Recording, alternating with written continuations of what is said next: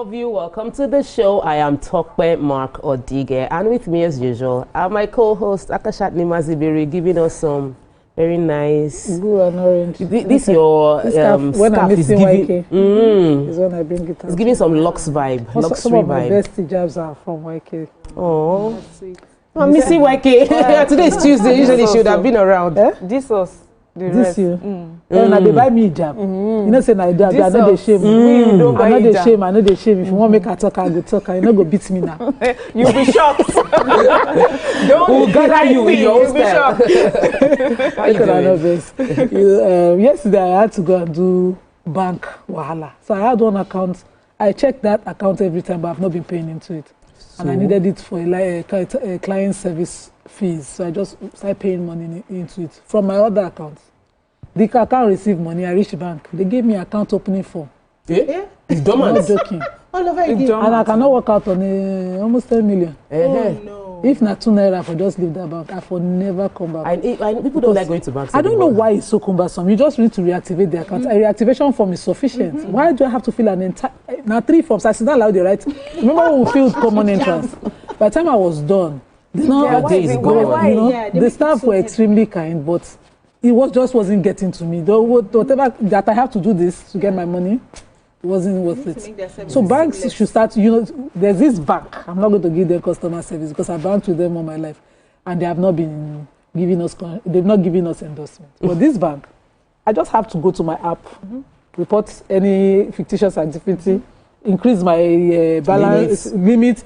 So that everything on my technology very well. Some people haven't. Failed transactions, copy the POS fee, snap it on my app, on the bank's app, and then I have one bank that I've always wanted to leave for this same conversion service. It's just not making sense. They're trying to protect your money. Pay me, but they pay me. They don't even get sitting for me. It was until somebody recognized your VIP-ness. Then I said I should come and sit down. I said, let me just resolve the matter for me.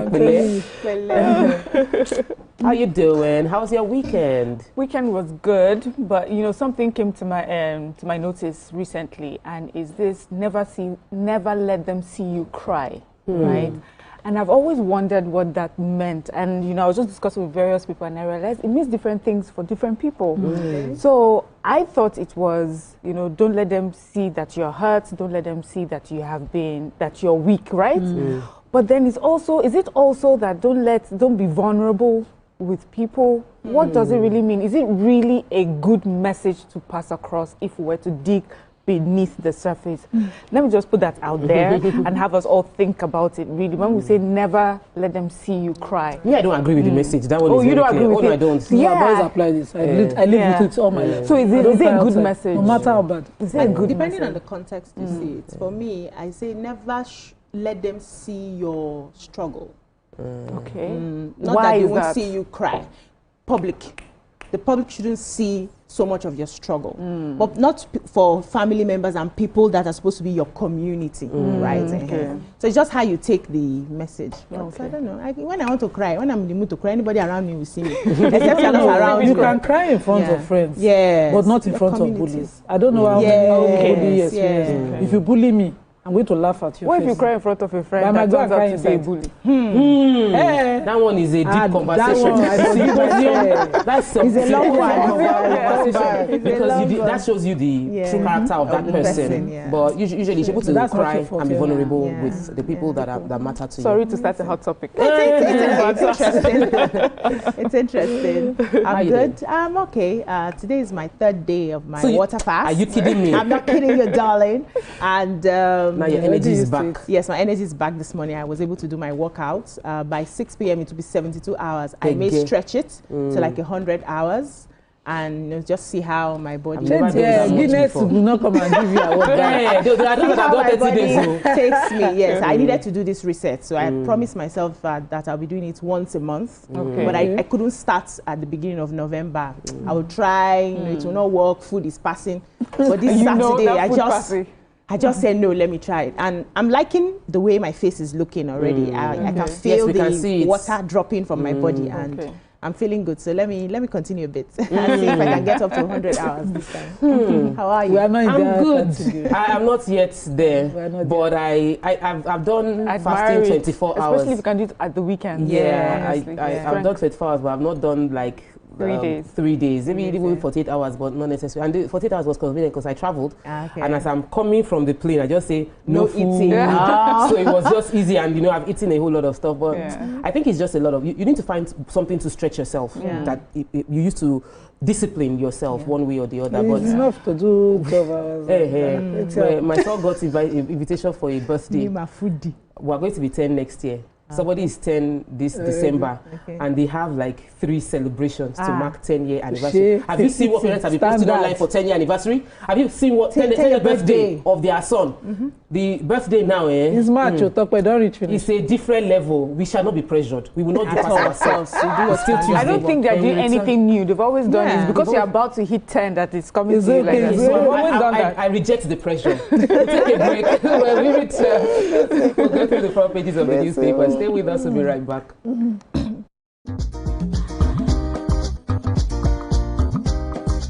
Stay tuned. Your View will be right back.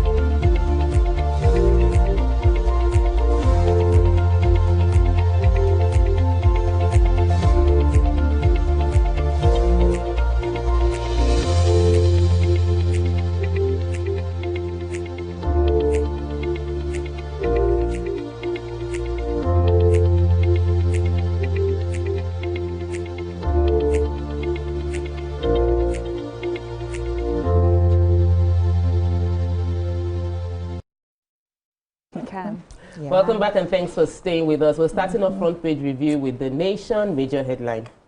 Southwest rises against bandits. Governors forest surveillance to halt terrorist incursion. It's time for state police. That's from someone else. But we have other news where we have Badru. Government boosting intelligence to tackle threats.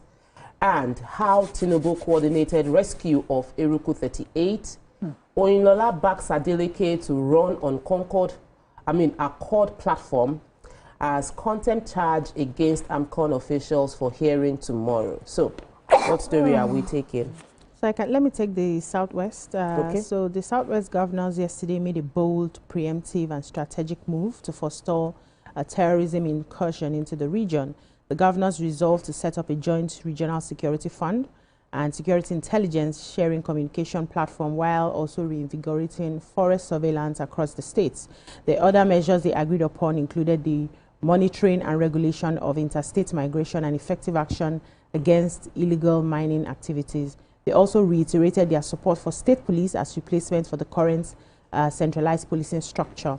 Now, this is in line with the joint position adopted by all 36 governors on the platform of the National Economic Council, that's NEC, to which they all belong and chaired by Vice President Kashim Shettima. But Inspector General of Police Kayode Egbetokun has always expressed his opposition to the idea of state police. Now, the 6 governors, Babajide Sanwo-Olu from Lagos, Seyi Makinde Oyo, Dapo Abiodun Ogun, Lucky Aiyedatiwa Ondo, Abiodun Oyebanji Ekiti, and Ademola Adeleke Osun was represented by the Deputy Kola Adewusi, converged in Oyo State Government House, Agodi, Ibadan, for a crucial discussion on security, economic development, and regional integration. And they said Adeleke did not personally attend because he's abroad. But Sanwo-Olu, the chairman of the Southwest Governors Forum, presided over the meeting, and he emphasized the security of lives and property cannot be compromised in the region. They held, they're talking about mounting security challenges, in states like Kwara. They talked about the recent abduction that happened in Eruku and Kogi.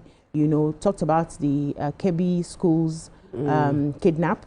And they are saying that they have to do more as states in a particular region to secure their people, and we're going to see. I'm usually against state police, but I don't mind regional police, so that it's not one state in one governor in charge. Did you see what state police did at PTP secretariat? Yes, if I don't want one governor in charge, it is like 5. If it is regional, it devolves the power from one person. But let me take, I have how Tinubu coordinated rescue of 38 Eruku church members, and this is so our president's coordination of strategies presented by heads of security agencies led to the rescue of 38 kidnapped worshippers of the Christ Apostolic Church Eruku in Kwara State. So they say the worshippers regained freedom through the operations of the DSS at about 3:20 p.m. on Sunday. Several AK-47 wielding men on Wednesday invaded. Okay, we remember the story, so that because of time.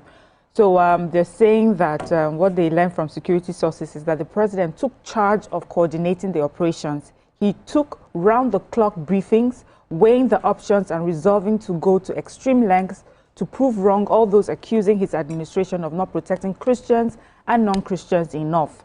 They say the source said that the president's personal involvement triggered an unprecedented intelligence mapping and aerial surveillance by the office of the NSA, and that resulted in DSS operatives swooping on established coordinates in the forest of Oreke Okeibo in Ifelodun local government. They also said that the president approved the Sunday raid by the DSS and Air Force.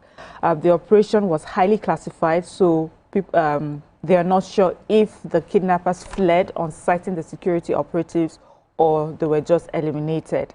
They said the sources also drew attention to the fact that the same gunmen in June had attacked a marble mining company in the same area, killing 2 policemen and kidnapped some Chinese workers.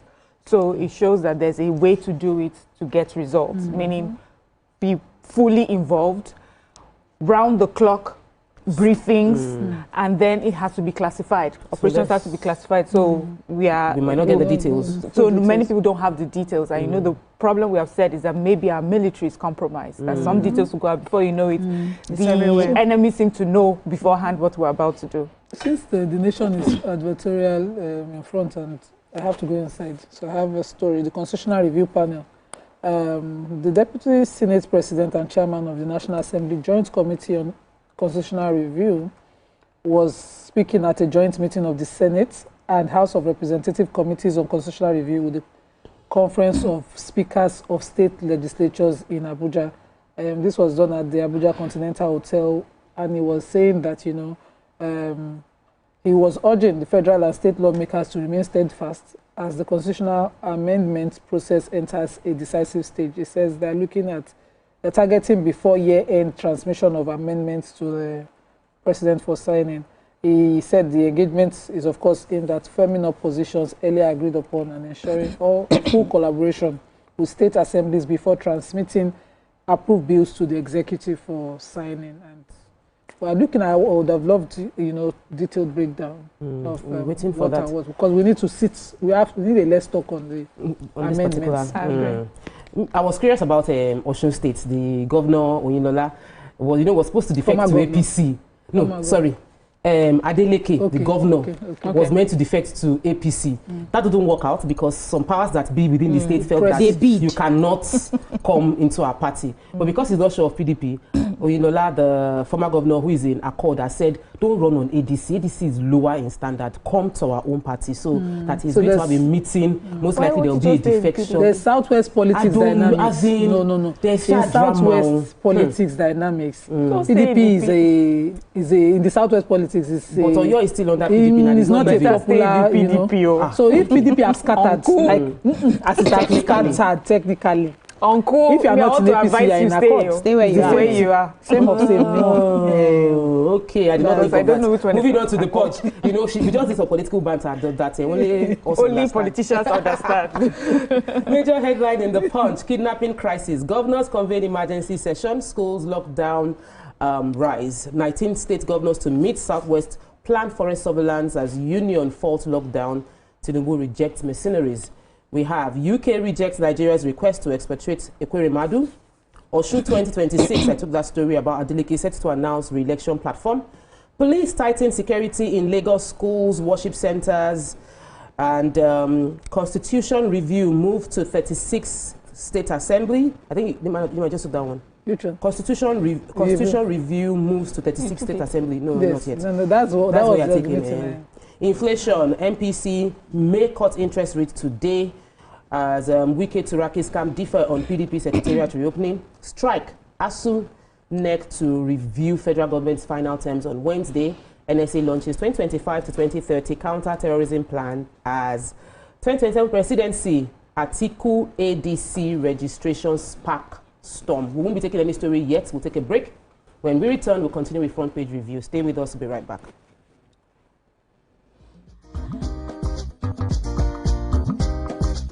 Stay tuned. Your View will be right back.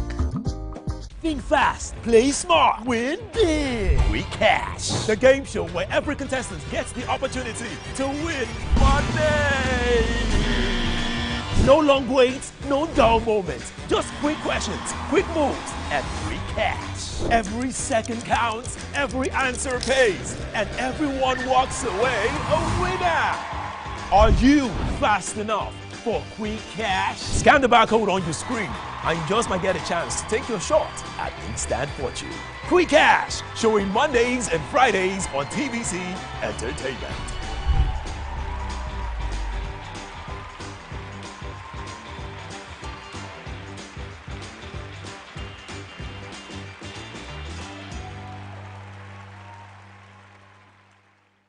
Keeping hope alive. We are the drumbeats that refuse to be silent, even when the rhythm falters. We are the green that refuses to fade. And the white that dares to shine. Hope is not a stranger here. It lives in our markets, our music, and our streets. Every dawn in Nigeria is proof that tomorrow is still worth fighting for. Hope is a child in the classroom, eyes wide, with dreams bigger than walls. Hope is the farmer planting seeds in faith, believing in rain and harvest. Hope is the youth unafraid to rise, rewriting the story of our tomorrow. Hope is us, millions of voices refusing to give up on the promise of this land. Nigeria, our independence is not just history. It is a call to keep believing, to keep building, to keep hoping.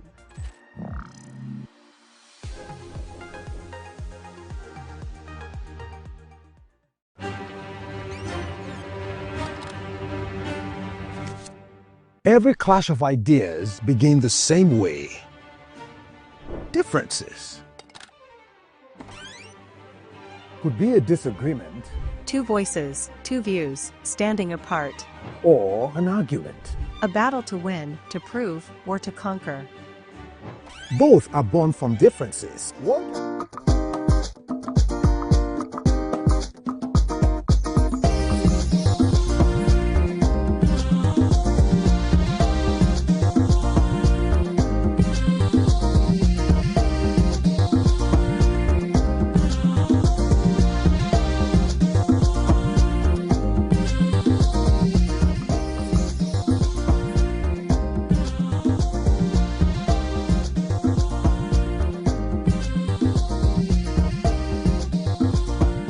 Welcome back and thanks for staying with us. So we're going to be reviewing Punch. the I Punch. have a Kwemajo story.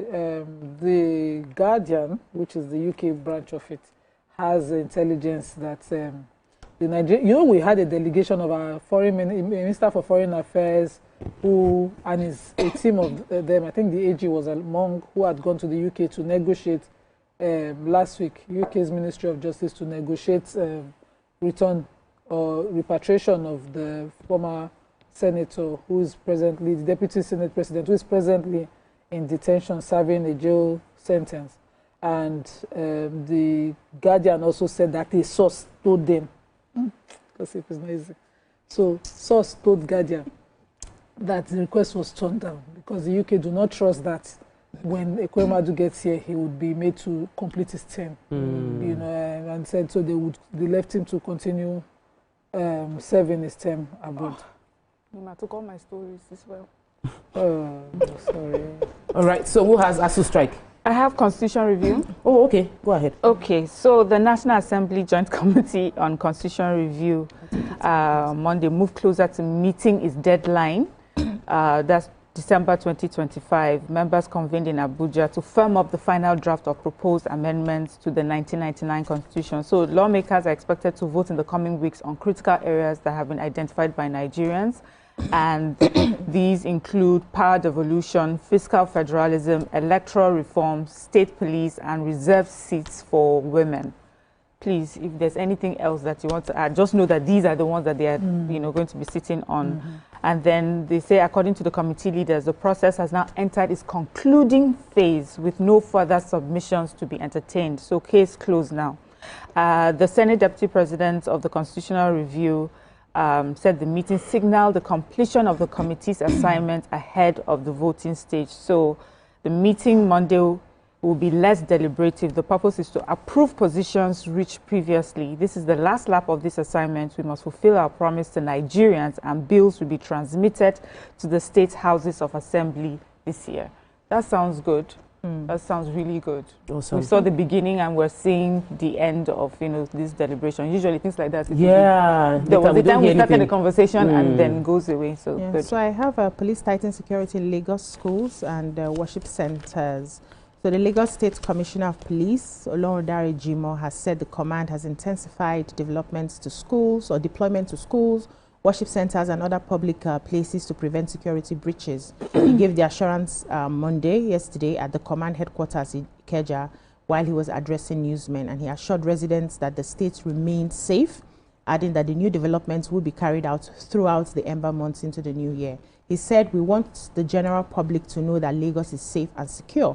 We have made additional deployments to all schools, places of worship, religious centers and other locations frequently visited by people to ensure all worshippers are safe. This will continue into the new year and beyond to ensure the safety of all Lagosians and other Nigerians coming into the state." He says, "We don't have any concern to be worried about. We are beefing up security throughout the state." He also added the efforts that are ongoing to increase political tactical squad across the local councils in the state. He says this is happening because of the insecurity issues that have happened in certain states like Kwara, Kebbi, and Niger. And they are going to also employ new drivers, car wash attendants. They had, they have caught them new drivers and car wash attendants who had stolen vehicles in Lagos State, and they are going to be parading them. They were exotic vehicles that got collected back from them. About 56 suspects were arrested in that case. Okay, moving on to the Vanguard major headline: Kebbi, Niger schools abduction, US to share intel demand action. And we have the riders to speed up arm request. That's from the presidency. 239 nursery primary school pupils were among the 269 victims still missing in Niger. That's according to the Catholic Diocese. Kwara Church attack was a sudden terrifying act. Survivors narrate ordeal as school abduction threatens northern Nigeria's children's future. That's from Amnesty. They warn. In other news, UK rejects federal government's request for Ekweremadu to complete prison term in Nigeria. Atiku officially joins ADC, vows to end APC's misrule. Insecurity, it's time for state police. That's from Southwest governors. Withdrawal of escorts, fear grips VIPs as police plan modalities. And we have CBN to slam 5-year ban on bank customers over dot checks. So what story do we start with? Okay, should I do the major headline? Yes, please. So according to the presidency, I'm trying to find who is giving this, but according to the presidency, a delegation led by the NSA, Nuhu Ribadu, there's National Security Advisor Nuhu Ribadu, has been in the U.S. talking, and they said that the U.S. has agreed to work together to fight terrorism, work together with our federal government to fight terrorism, has held down this country for years. They said this is, of course, following their meeting, and that the U.S. has committed to helping rescue the kidnapped schoolgirls.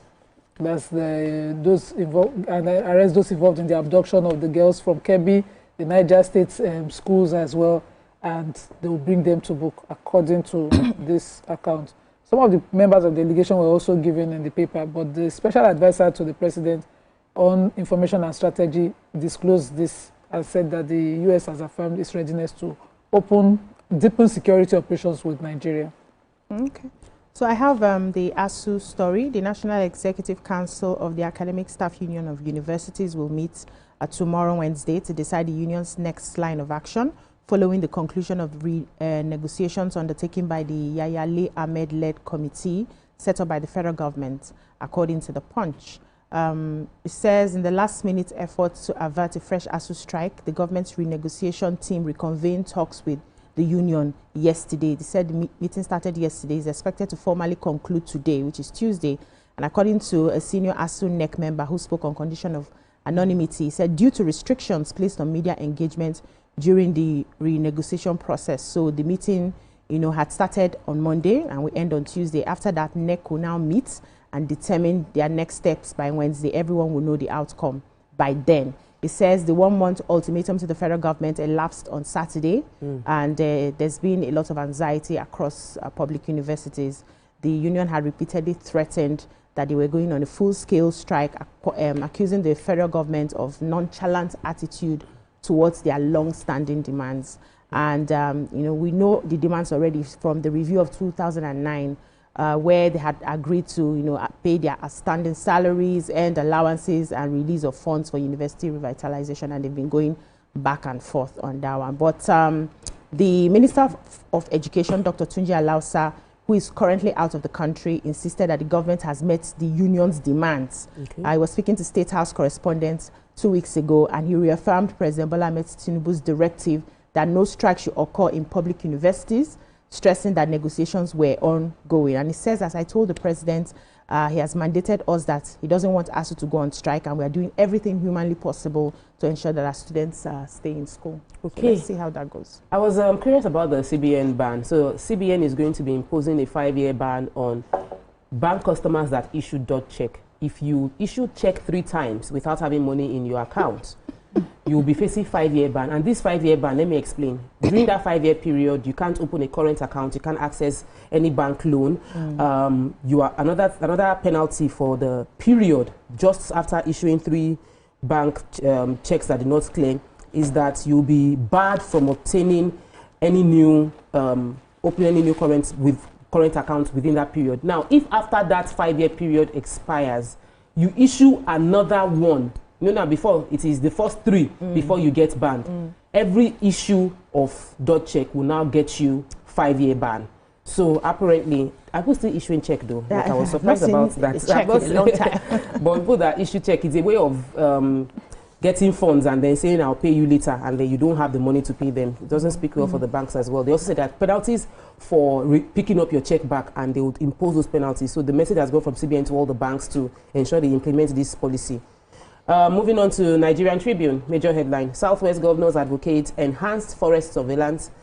And in other news, infrastructure takes lead as Makinde proposes 891.99 billion naira appropriation bill for 2026. NNPCL declares 5.4 trillion naira profit after tax for 2024. Health, new research indicates HIPV vaccination prevents cervical cancer. UK rejects Nigeria's request to transfer Ekweremadu. Take that story. Article formally joins ADC as Olubi keeps party on edge. And HID Awolowo Foundation hybrid lecture holds today.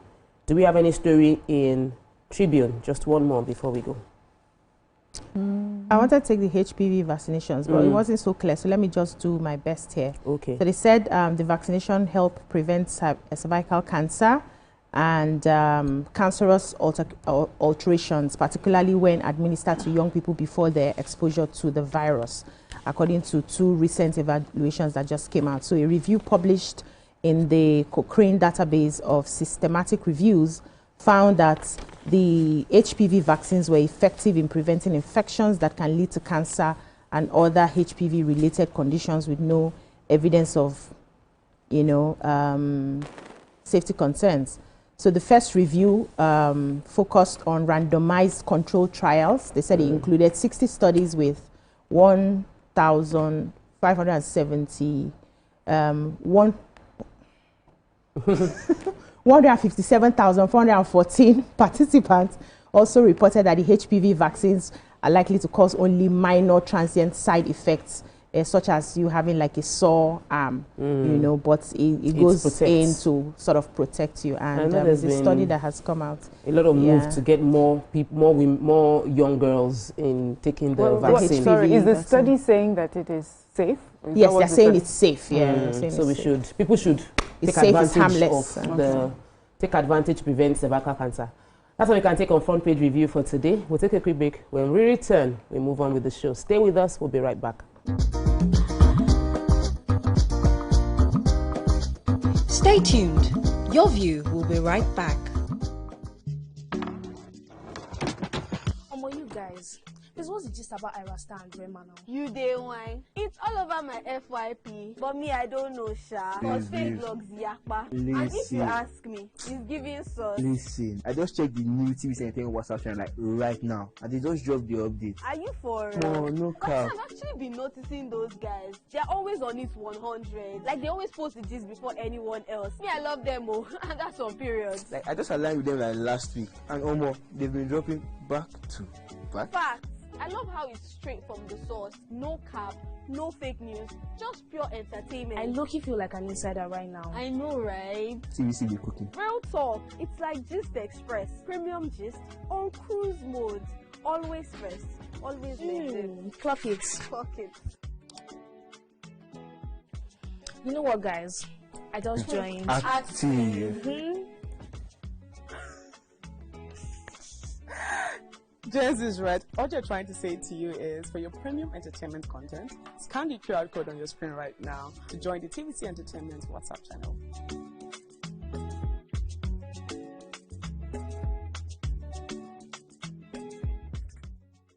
Now hope they carry us. Even when wahala they choke, we stand gidigba. Hope they waka with us for downfall. They gist with us for buka. No matter the gbege, our spirit no fit scatter. Hope na that pikin where they read ABCD and still get ogbonge dream for hearts. Hope na the mama where they fry akara, we see the reason say tomorrow go soft for her. Naija, your freedom na promise. Say hope go always come, no matter wetin happen.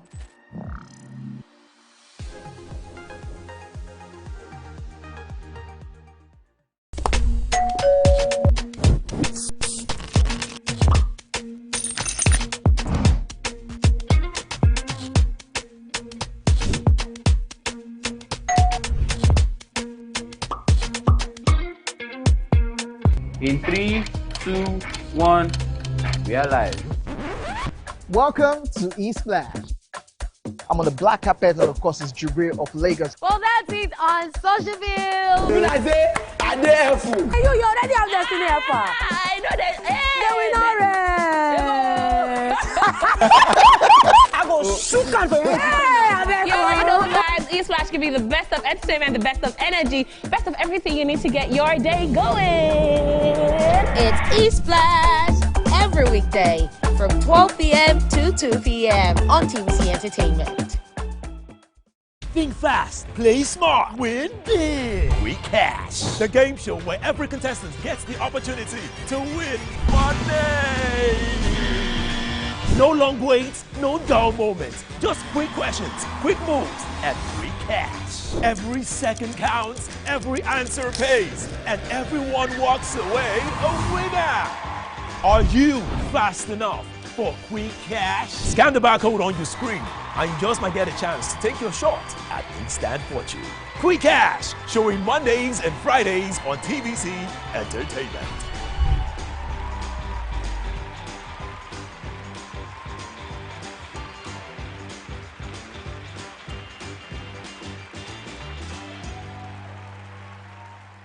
Providing what we call a permanent solution.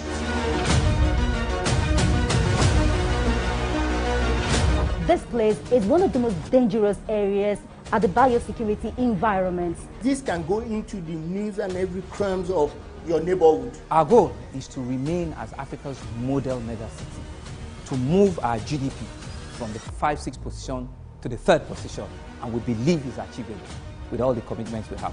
Explore the city of Lagos, where dreams are made and possibilities are endless.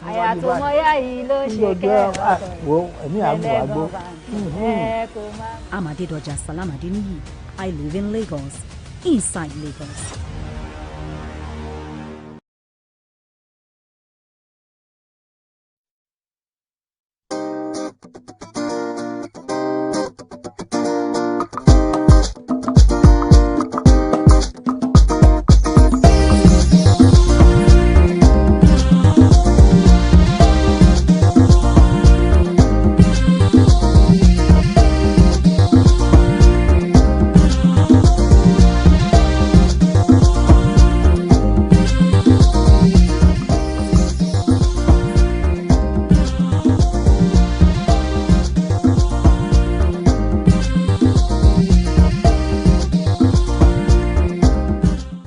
Welcome back and thanks for staying with us. Yesterday opened a major national conversation. President Bola Ahmed Tinubu reported directive to withdraw police personnel from VIPs across the country. For years, thousands of officers have been assigned to protect politicians, business elites, and influential figures, while ordinary citizens and the entire communities remain dangerously under-policed. The reactions have been swift and divided. The critical question remains: will this decision strengthen national security or create new vulnerabilities? Will it finally return police officers to the streets where they are desperately needed? And ultimately, is this truly the beginning of a new policing era or just another political headline? What are your thoughts on this? Join the conversation by calling us on 020-1635-2013 or 090-241-63440. You can also tweet to us at TVC Connect, hashtag your view on TVC on X. We're also streaming on YouTube, so drop your comments right there. Okay, so ladies, we discussed this a bit yesterday, and it's from the perspective that while we've heard this a bit from IGs before, IGPs, as Inspector General of Police before, this is the first time the President is saying withdraw all VIPs, and we are wondering, is it headline? Is it, how long will it take for them to work out the modalities of how it is going to work out? Is it really worth putting the risk on VIPs' lives? Are VIPs' lives more important than the lives of the average citizen of Nigeria? So, we heard a bit from Nima and VC yesterday. I'm throwing it to you. I want to hear from you, Mariam. I think, like many Nigerians, we have, complained about the fact that we have an ongoing gap. That there's a gap between the insecurity and the number of policemen available to deal with issues, not just insecurity, just even within our borders, issues that come up. There are just not enough hands on ground or enough feet on ground, to help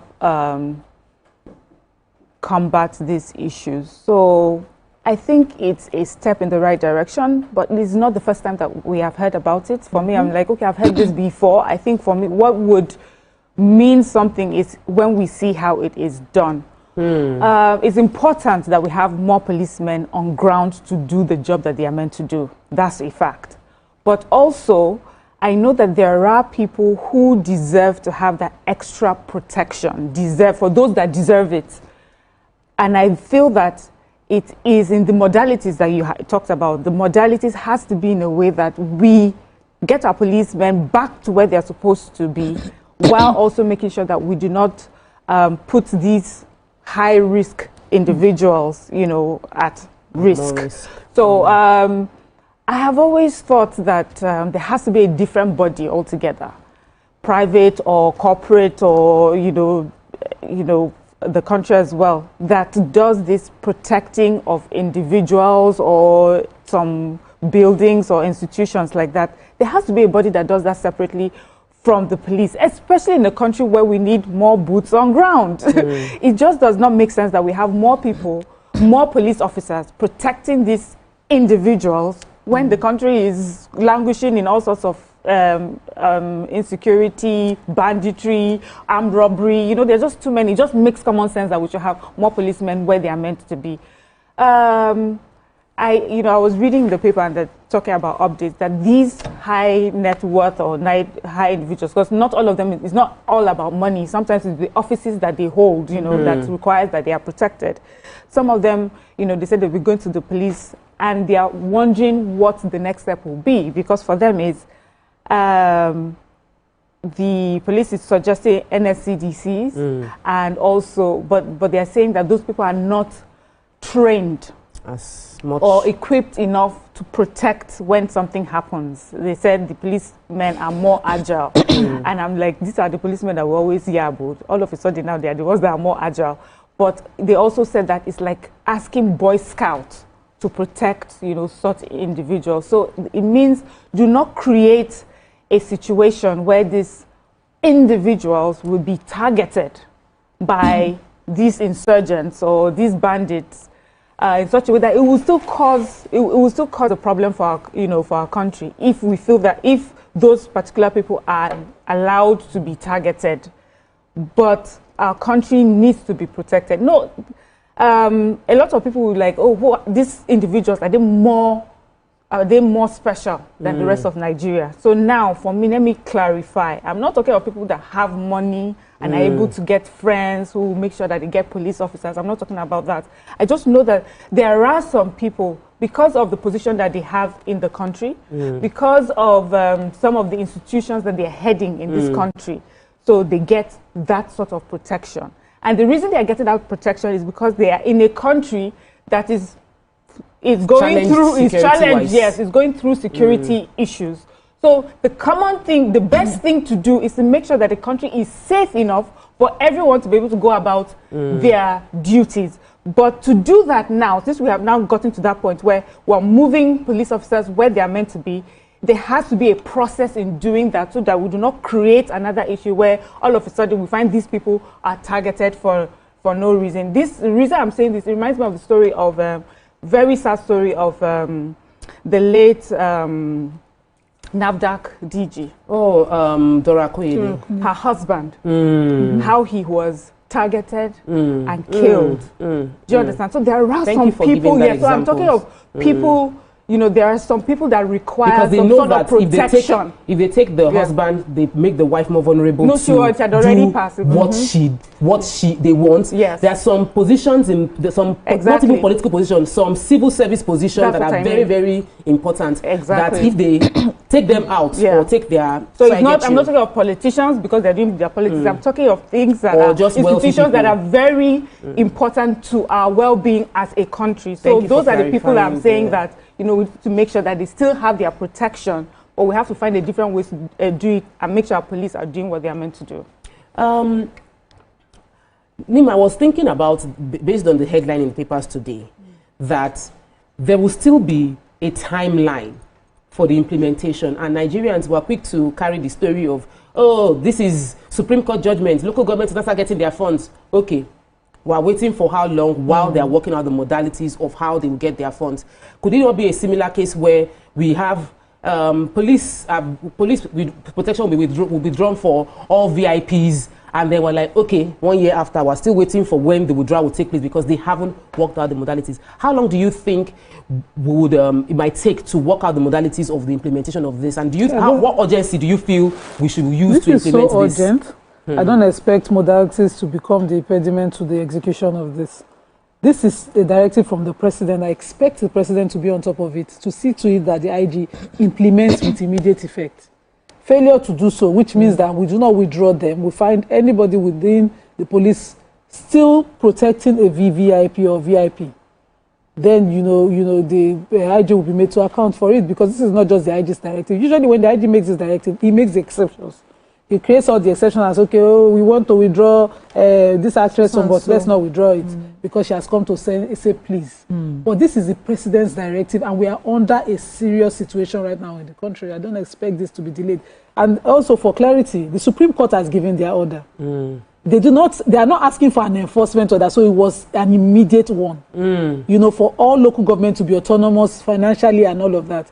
But it takes the government now and the local government to say no modalities. So we draw from source, pay from source. But governments and some of these local governments, like Oyo, for instance, Oyo still amazes me. Where all the local governments say we have submitted our own to our governor. We Oyo people, on the behalf of Oyo people, we say no, give our governor our own. So, you know, those politics are within. And that's where rule of law does not take effect. People always say the justice system is the problem. But the justice system, from where I'm sitting, is not the problem. It's enforcement. It's usually the people. The politicians, the people for whose benefit these laws have been made. So yesterday we had our guests who kept emphasizing autonomy of local government and what local government can do and how they can, because they are the ones in the immediate possession of the forest that these bandits are and all of that. But they also have security votes. They also have this, you know, but the excuse has always been that we don't have control of our money. And the president came in and made sure that his AG got this to be a Supreme Court order so that the matter finished as it has ended. And they are still playing politics of people. So I don't understand how the justice system is the problem there, but that's not the question. In this case, particular one of withdrawal of VVIPs, as at this morning when I read the newspapers, they said that the VIPs are already trembling. I think that the NSCDC should not be called a Boy Scout. That's how they describe them in the papers. I know. They shouldn't be called so.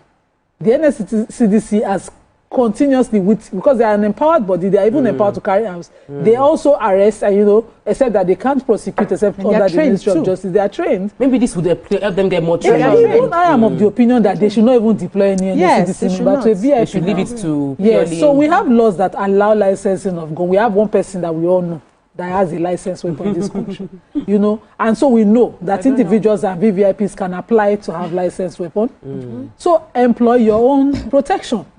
They are trained in the private bodies providing security services. We know a few.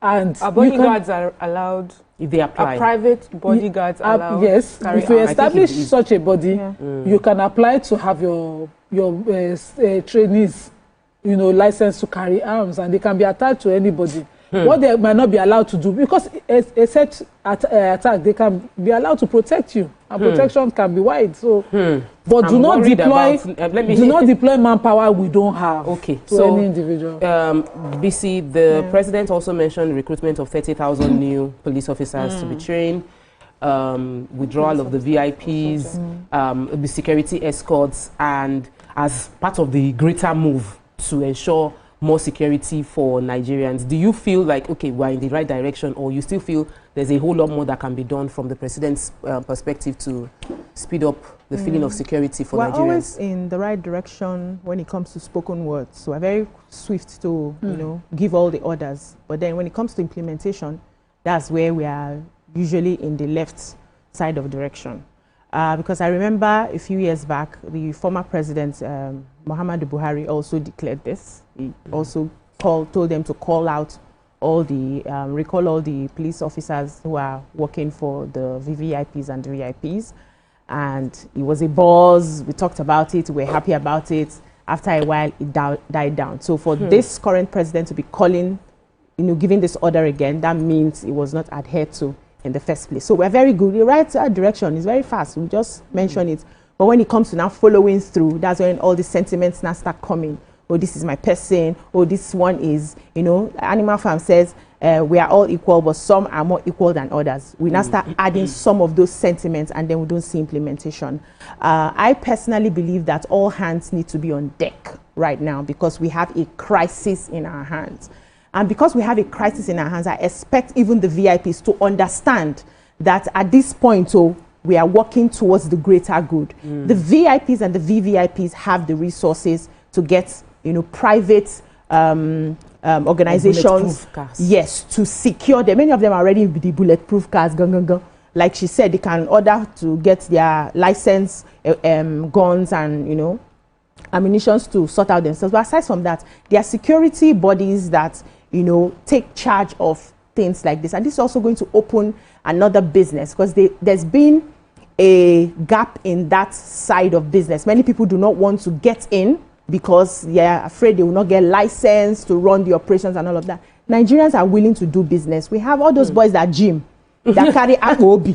every time, every gym. I passed one yesterday. Every gym you go to, you see they don't have work. They are in the gym from morning till night. This is an opportunity to enroll in these private security and then you can serve the VIP. So it's also going to open business. Economically, we're going to be earning from this while all hands are on deck to ensure that we solve the insecurity issues in the country. Now, for implementation, I also like that the police has the number of policemen serving the VIPs right now, so that they don't mix up the deployments. They have to find a way to do it as seamless as possible so that everybody is accounted for, because some people will still find a loophole to steer back to the VIPs. We need to be sure we know what we're doing. Just to ask, how do the police officers feel about this? Oh yeah, that's a conversation. The welfare they get, as well as the constitutional framework for implementing this. We'll take a break. When we return, we continue with the conversation. Stay with us. We'll be right back.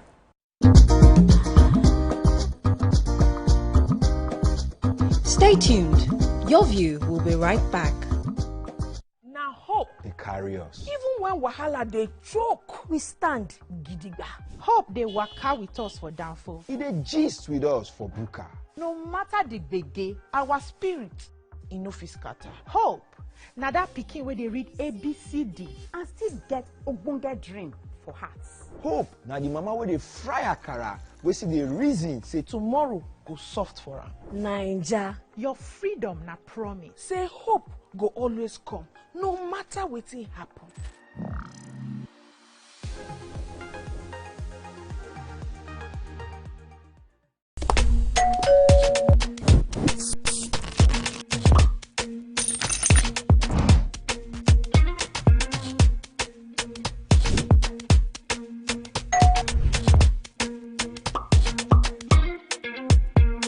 In 3, 2, 1, we are live.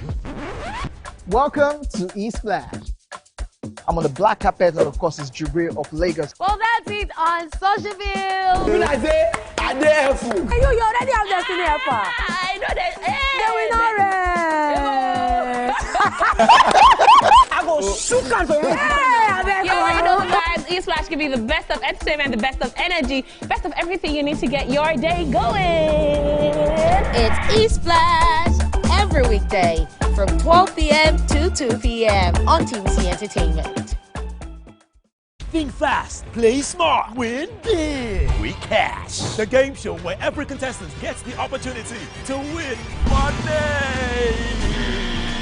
No long waits, no dull moments. Just quick questions, quick moves, and free cash. Every second counts, every answer pays, and everyone walks away a winner. Are you fast enough for quick cash? Scan the barcode on your screen, and you just might get a chance to take your shot at instant fortune. Quick Cash, showing Mondays and Fridays on TVC Entertainment.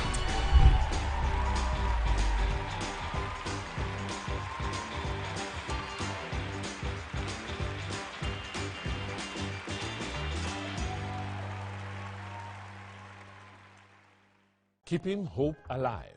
We are the drumbeats that refuse to be silent. Even when the rhythm falters. We are the green that refuses to fade. And the white that dares to shine. Hope is not a stranger here. It lives in our markets, our music, and our streets. Every dawn in Nigeria is proof that tomorrow is still worth fighting for. Hope is a child in the classroom.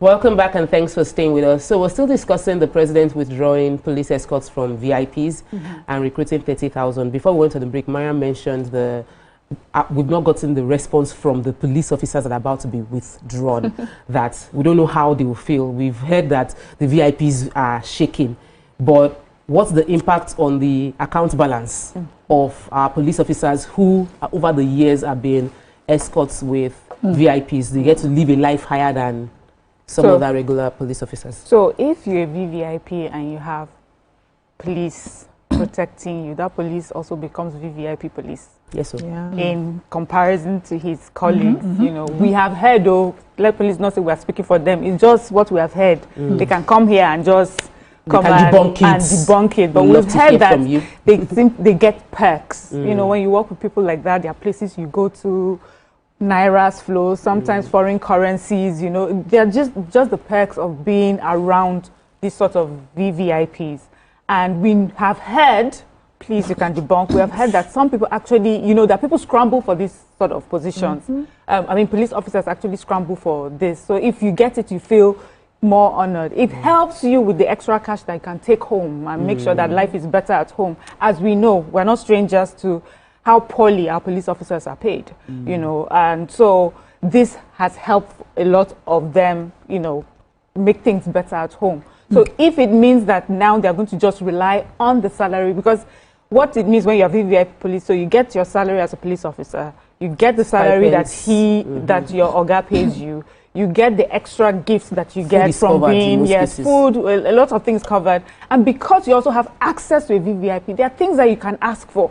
Nigeria government says they are doing this. I want to get in. How do I, you know? Scholarships are happening, blah, blah, blah. My child has been, you know, so those are the things that have helped a lot of them want to do this. So I really would like to see how they feel about going back to status quo, getting only that salary. But also, this also a message to the government that we need to do better when it comes to the welfare of our police officers, our military. We have had these conversations many times, and that's one of the things that kills morale. The fact that they are not paid well. Welfare is a problem. The police barracks, we have looked at that, you know, we have had these stories many times where they stay, the barracks where their families are meant to stay. Even training school. Yes, training schools, how they are kitted up, you know. So this means that when we decide to move all of them back, we have to make sure that we are providing for them as well, that there shouldn't be any reason that they feel regret, you know, for this new policy. You're taking one for the team. Let me take Shola, who has called into the show. Good morning, welcome to the show. One for the team. Good morning, ladies. Good morning. Yeah, I love your program. Thank you. I'm a first-time caller. Welcome to the show. Nema, I greet you. Good morning, sir. Miriam, Tope, but the other lady, her name is so, I don't know how to pronounce the name. But God bless all of you. Amen. You see, this topic you are talking about is a very good topic. And I want us to take it from this point. You see, the President of the Federal Republic of Nigeria, President Bola Ahmed Tinubu, is not a man that used to joke, especially when it comes to a serious matter like this. I am assuring you, we can talk of the past announcement concerning this and not being implemented. But I'm telling you, this one is going to be implemented. It will be implemented, and it's a very good development for our nation. It's a very good development for our nation. We have been expecting it for a very long time. And I want to tell the VIP, there are a lot of means that have not been exploited concerning the VIP. Let them open up, untap those means, and let them be using it. We have been seeing it all around foreign countries. It has been happening. So it can also happen in our own country. Okay. Thank you. God bless you. Thank you so much, Mr. Shola. So, Nima, in my head, I'm just wondering, we've discussed the impact, the way the policemen might feel, and I said they are taking one for the team because Nigeria is facing a huge challenge. So the team is Nigeria as a unit, and we have a group of people who are very vulnerable and are suffering. And so if you're a police officer, you might have had the comfort of being around VIP, and now you are going to be deployed to maybe some schools to protect those schools and all of that. It's one for the team because your children might also attend that same school. But I'm concerned about the modalities of implementation. Don't we need like a constitutional, like let's create a constitutional framework for implementation? Like if it is a law that if you're a VIP and if you are not of this rank or this political position or this exposure, then you cannot have a police escorts. There are laws. It's not for lack of the aberration is having police officers. The law is so if you're a public office holder, like magistrates, judges, certain public office holders, head of ministries, you automatically have an assigned police officer to you. But there's also very influential Nigerians who pay. There are also bodies, corporate bodies, who pay for the police details attached to them. They make payments. I know of some weekly. They come service and pay for the fuel and all of that run the police station attached close by. I know a VIP on our side of Lagos. There's nobody you don't know. You knew. This VIP has his house built specifically by the police station. And so the police officers are usually deployed easily. If he has any, he calls the DPU and all of that. So we know those ones that look like abuses. We also know that this will be relieving our police officers. So what I would advise government does is what we do. Is it hazard allowance we paid doctors during COVID? Trying to find hazard allowance. So a special allowance to encourage the deployment to schools. Because now we need that. Instead of having VIPs use our police officers for debt recovery, carry bag, whole umbrella, land, video, plenty everywhere. No. For their private businesses. We need to. This one we know off mic, we loud bike. Those are yes. Common. So but that's how we landed here. That's how we did not have enough manpower. Because if you pay me where to carry bag, I'm gonna carry this bag with joy. With joy. I'm carrying the umbrella. Even the military officers, sometimes they deploy them to traffic response. Wow. And they do it like military men. Yes. They know. No, because we have our head correct. When we see soldiers, even I am always happy when the military man is in front of me. One day they saved my life. They came from the back and cleared the traffic in front of me, just in front of me. Those of us on the military side, those of us that are from the north and middle belt that will tell you how important it is sometimes to see the military on ground. Let me take this call. Welcome to the show. Hello. Hello. Good morning. Good morning. Good morning. You are live. Yes. Yes, I'm live. Okay.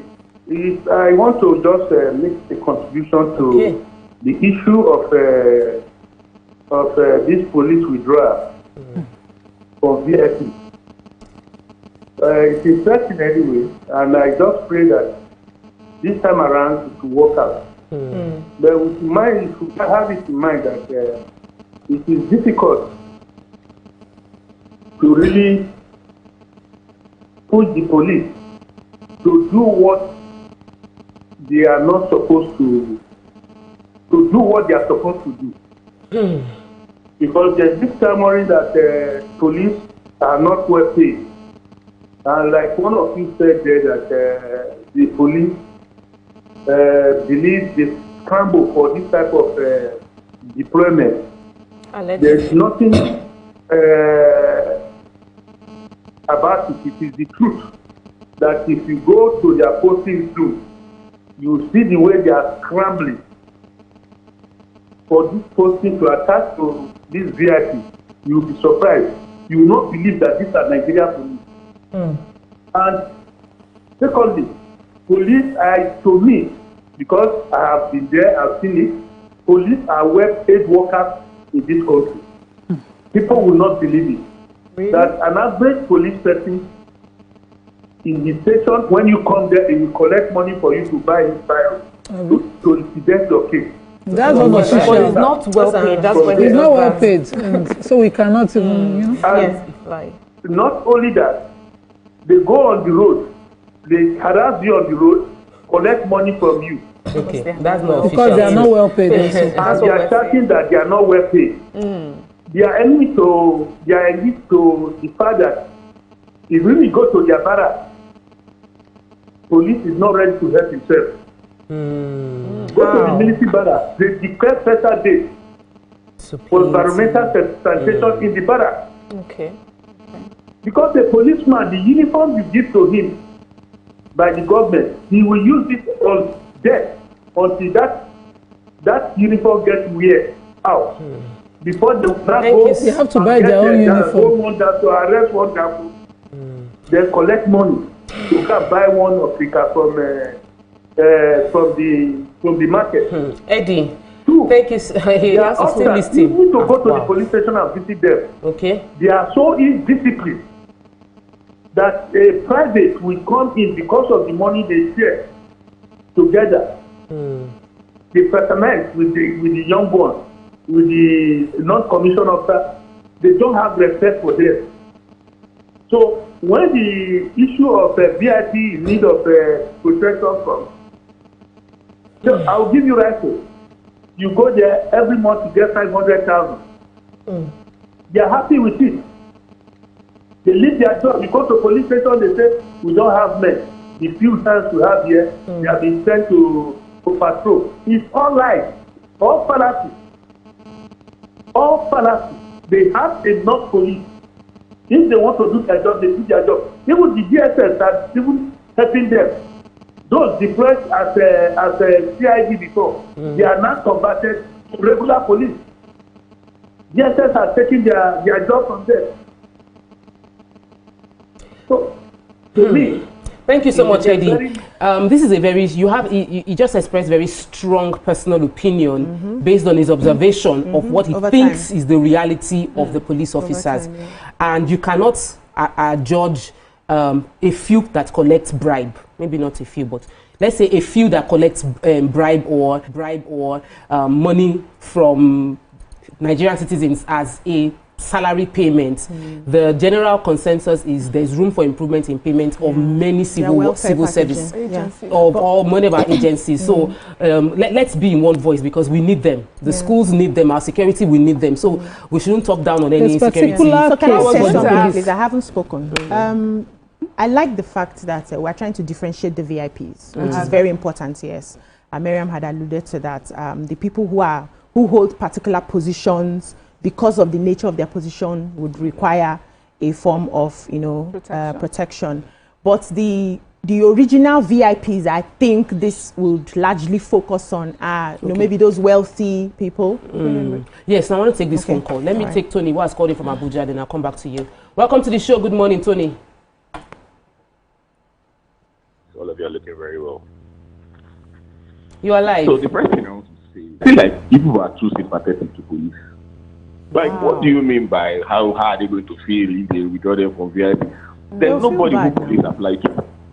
They all apply to police, and the day they were applying, they didn't apply to go and be somebody's bodyguard.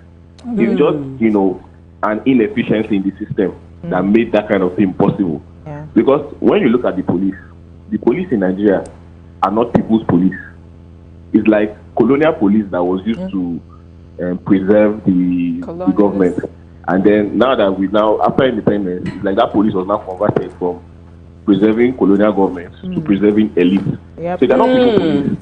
All these ones that you're pitying them, I don't understand. Okay. We should still pity them. It's not pitying. Last question. Let's say you withdraw all these policemen to go and start doing police work. Then I also see that some governors are talking about state police and all those things. First of all, our security architecture is severely underfunded for the type of work that they need to do. So the question now is, when you withdraw them, what next? Are you deploying them to the fields? Will they be hiding in the police station?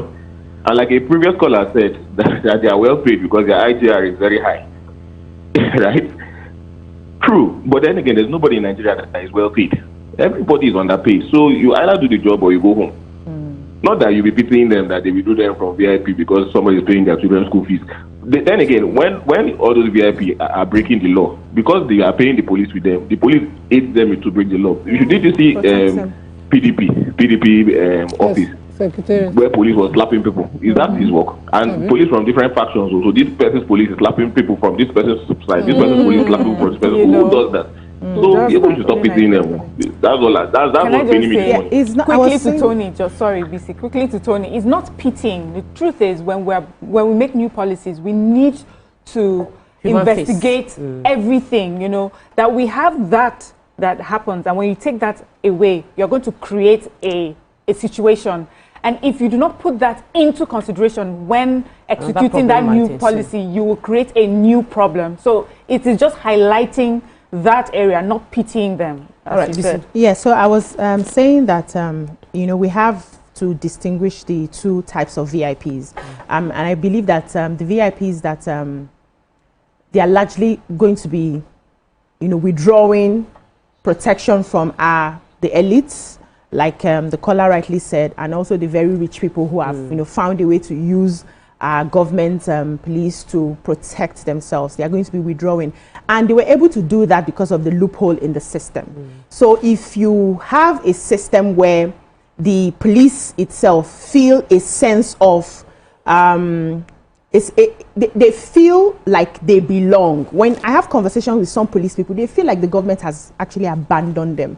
And because they are not like ASU that will come out and shout, or the medical practitioners that will come out, and they are not allowed to come out and hold strike and protest because of the nature of, you know, their work. It's something that they whisper underneath. It's something that they complain about. When you go to the police station to, maybe you have a case there, you will hear the complaints of what the government is not doing, how they are not able to secure their children in good schools, even public schools, and all of that. So we need to largely focus on the welfare of the police. The president has given an order that they should recruit 30,000 people, Abi, to join the police. Where are the 30,000 coming from? Are we sure we're going to have 30,000 people ready to join the police the way the police is right now? Because many people growing up, we had people who aspired, even in the university. I studied political science, and half of my male class mates wanted to join the police. Really? At that time, yes. They wanted to have an understanding of how government works and join the police. Wow. Some wanted to join the army, and they had to come and do political science first. So, but many young people that you talk to, nobody looks at the force like somewhere they want to be, right? And that's because we have neglected what we need to do to ensure that we restore the dignity and integrity of the police. Now, the fact that everybody is underpaid in Nigeria, criminals will be criminals. I'm sure there are police people there who do not take bribes, even though they are not well paid. I'm sure there are police people who will not twist the case because somebody is coming to give them money. You know, we know some of these things, but they are there. Largely, Nigerians are a corrupt bunch. So that one we have to deal with. If you decide to steal because you are not well paid, you are not stealing because you are not well paid. You are stealing because you feel you don't have any other choice to do better for yourself. So the welfare of the police needs to be taken care of, and the VIPs, please let go of these people. Let them go back and do the work that they have, you know, they were recruited to do for the good of the society. Of the country. So we'll take a break. When we come back, we'll talk about the question that Tony raised, the abuse of the institution, the slapping and slapping of individuals based on who is paying you the highest. Stay with us, we'll be right back.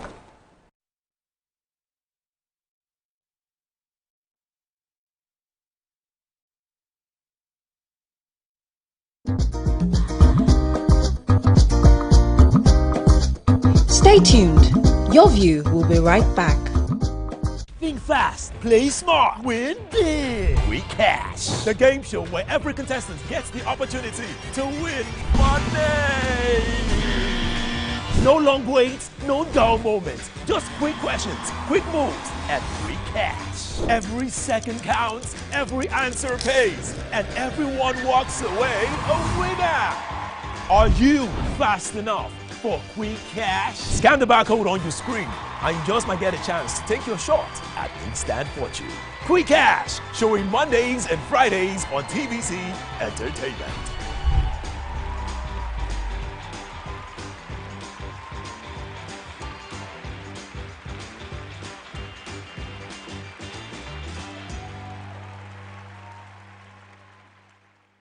Keeping hope alive. We are the drumbeats that refuse to be silenced.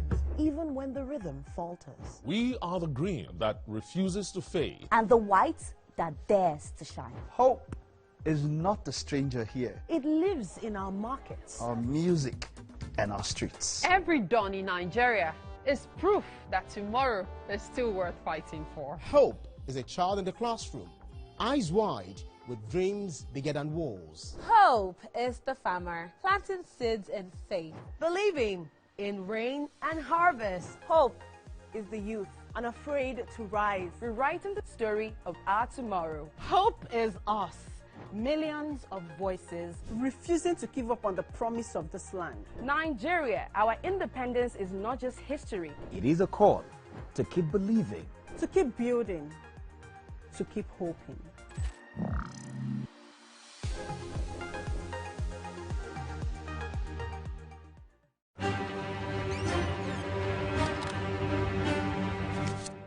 Every clash of ideas begin the same way.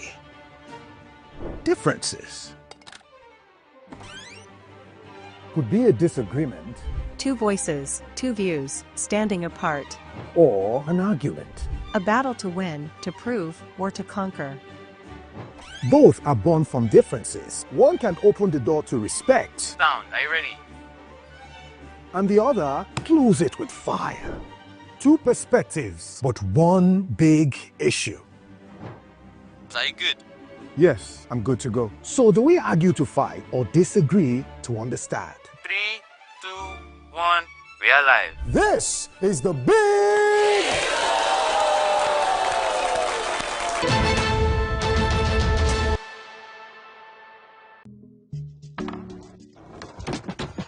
You guys, this was just about Ira Star and Rema now. You day wine. It's all about.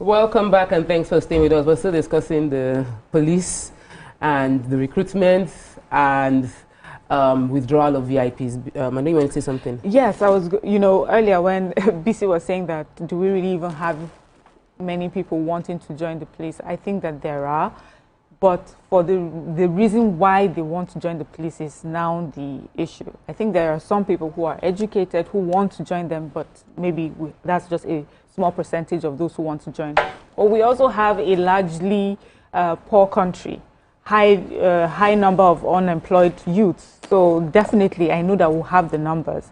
But the sad thing about that kind of recruitment is that they may not be the right kind of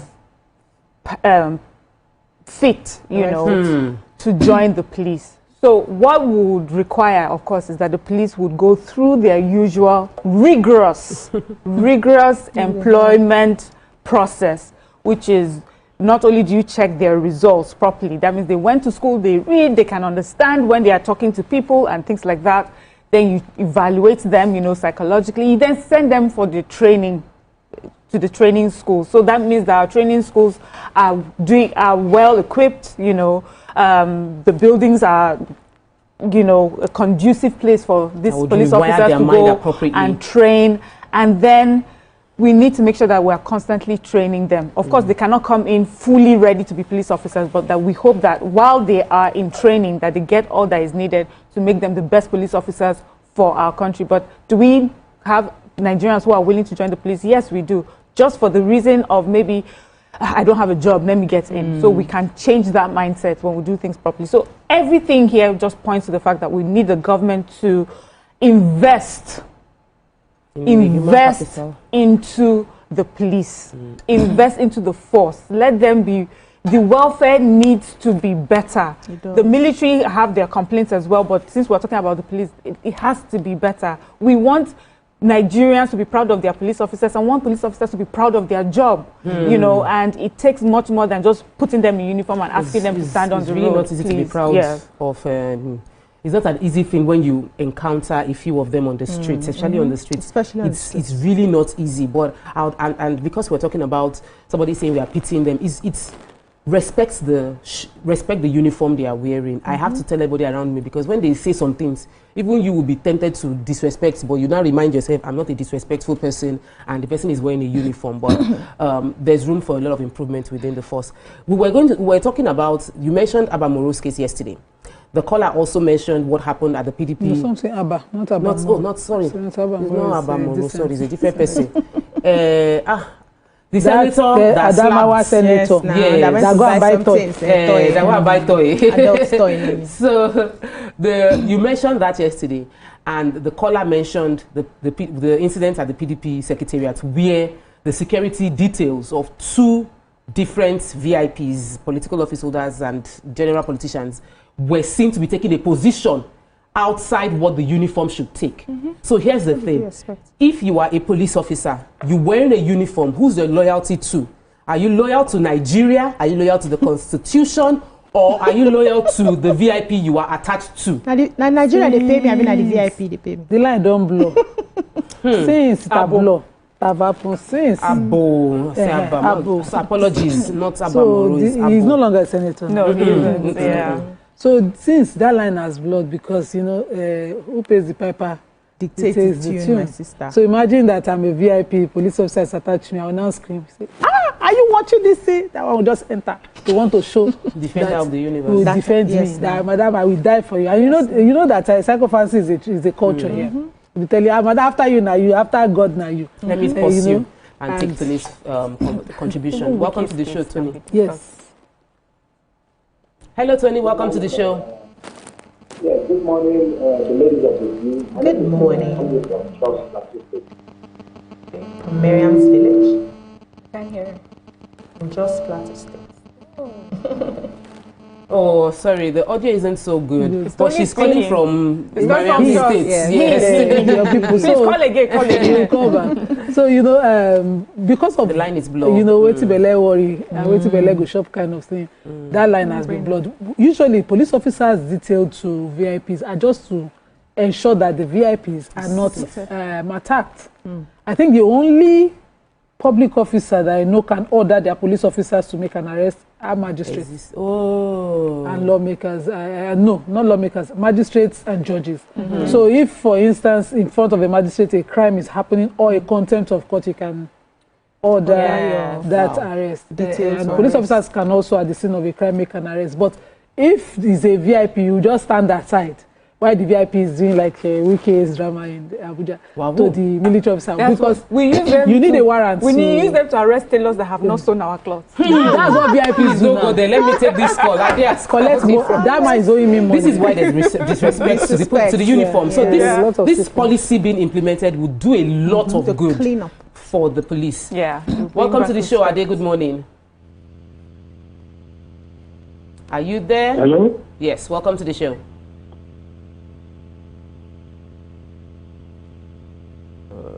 Hello? Are they just listening to us on the phone? Welcome to the show. You are live. Can you hear me? Loud and clear. Can you hear me? We can hear you. We can hear you. Okay, good morning to you, ladies. My contribution to this topic is a bit different. The reason why people require the police protection is because of the security situation of our country. That is the main reason why they require police protection. You understand? If the security is okay, nobody will need police. And those people that they are protecting now, if you observe, you see they are in their locality, they are blending in for some people. So they help people and they give people money and other palliatives like that. So they need protection. So I don't agree that they should do everything totally. We can reduce it. You understand? So we can reduce it and employ more police officers, like maybe 500,000 police officers. That will help. It's because of the security. Why is it that we don't use it in UK or any other place in Europe? Go to Knightsbridge. You see people walking up and down with $1 million wristwatch in their hand. No protection, no nothing. go to houses where they sell all these things, luxury things. People work freely, but because of the armed security, let's improve our security. Not everyone require it at all. But when your life is not safe, anybody can molest you, simply because you are looking good. So you need police protection. So I don't agree that they should withdraw it. They should reduce it because they are local. They are helping their people in their locality. So Thank you so much. Thank you so much for that perspective. It's the first person that seems to take that position. Yes. No, can we put things in perspective? No. Funding was an issue. One of the things why government is voting against state police is also funding. Because the state governors are not exactly committing to paying the state police. Funding is an issue. Treatment of police officers are an issue. So we are not saying that go and get 500, but we can create jobs, which is what we offered here. By licensing security, private security bodies to to train and create security for protection for VIPs. Yeah, let me even add the reason why this whole thing also became such a big deal, where we have more police officers, is that there's a payment that is made to. That's a way also that the police generates revenue. So they make money from that. And let me just read this message because it applies to it. So he says a new body sounds reasonable. So he's responding to me when I said instead of having a police, maybe create a whole new agency that provides that, and says that, but that's not how it's done. Imagine the cost of creating a new agency from scratch. Let them monetize it. I mean, private people who have police protection pay heavily for it. Yes, money, that's past directives. Anyway, he's just saying monetize it. So even when I mentioned that body, it has to be done in a way that is monetized to bring money to the government and, of course, to those who will be providing the services. All right, so final words. We need more private security agencies. There's a business for them right now, and we have young people who are willing to do the work. We have people who are willing to invest in that. The government should look into it. Every police officer that has been recruited to serve Nigerians should focus on serving Nigerians. If you want extra, you have to pay extra to get it. All right, that's all we can take on this segment. Obviously, we're not done with the conversation. As the implementation of this policy takes place, we will discuss it again. Stay with us. We'll be right back.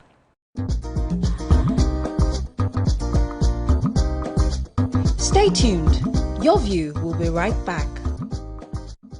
Think fast, play smart, win big. We Cash, the game show where every contestant gets the opportunity to win money.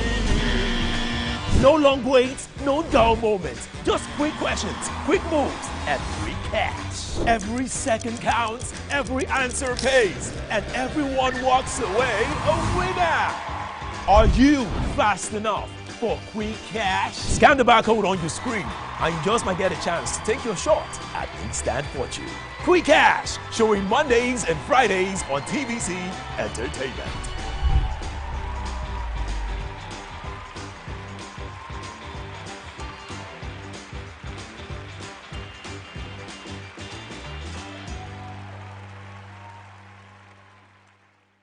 Keeping hope alive.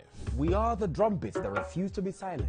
Even when the rhythm falters. We are the green that refuses to fade. And the white that dares to shine. Hope is not a stranger here. It lives in our markets, our music, and our streets. Every dawn in Nigeria is proof that tomorrow is still worth fighting for. Hope is a child in the classroom, eyes wide, with dreams bigger than walls. Hope is the farmer, planting seeds in faith, believing in rain and harvest. Hope is the youth, unafraid to rise, rewriting the story of our tomorrow. Hope is us, millions of voices refusing to give up on the promise of this land. Nigeria, our independence is not just history. It is a call to keep believing, to keep building, to keep hoping.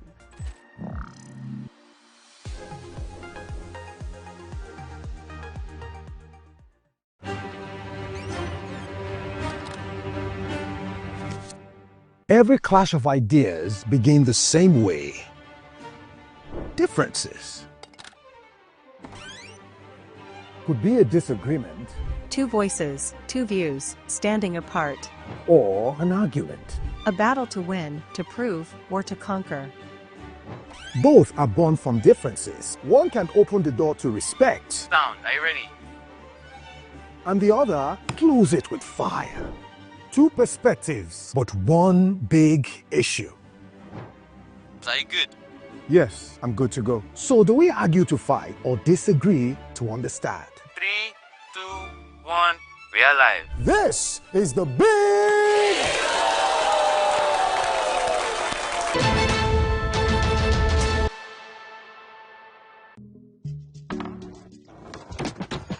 You guys, this was just about Irasta and Rema now. You day wine. It's all over my FYP, but me I don't know, Sha. Cause fake blogs yakpa. And if you ask me, it's giving sauce. Listen, I just checked the new TV Entertainment WhatsApp channel like right now, and they just dropped the update. Are you for No, no cap. I've actually been noticing those guys. They're always on it 100. Like they always post the gist before anyone else. Me, I love them, oh, and that's on period. Like I just aligned with them like last week, and they've been dropping back to back. Facts.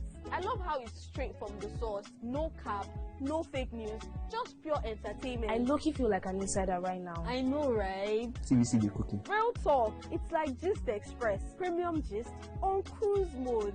Always first. Always Clock it. Clock it. You know what, guys? I just joined. Active.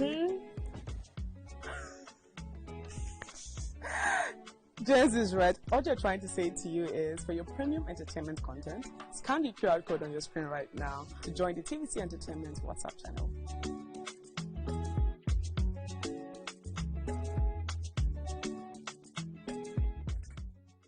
Now hope they carry us. Even when wahala they choke, we stand gidigba. Hope they waka with us for downfall. They gist with us for buka.